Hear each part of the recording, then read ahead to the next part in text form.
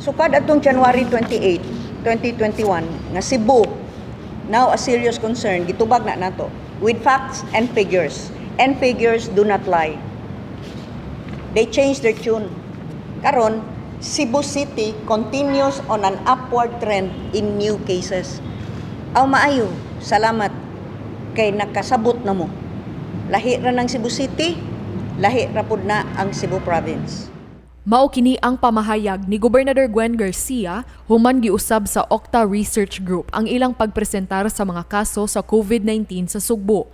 Kahinumduman nga miluwat og report ang Octa ni adtong Enero 28 nga nag-ingon nga kabalak-an ang pagsaka sa mga kaso sa COVID-19 sa probinsya, lakip na usab sa dakbayan sa Sugbo. Sa maong report, wala gilahi sa Octa ang pagpresentar sa datos sa lalawigan ug sa syudad. Apan gi-question kini ni Gobernador Garcia ug nagkanayon nga wala mabalaka ang probinsya.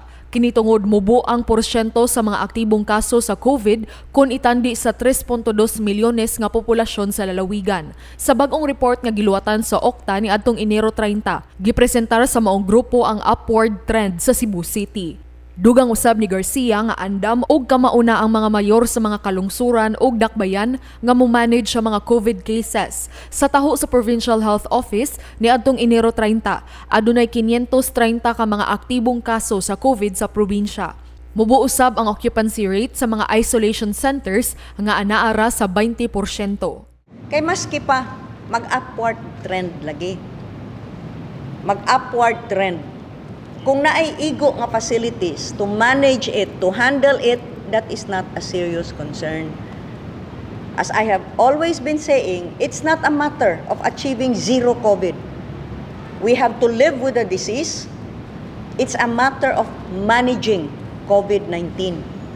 And that's exactly what the mayors of our 44 towns and 6 component cities are doing.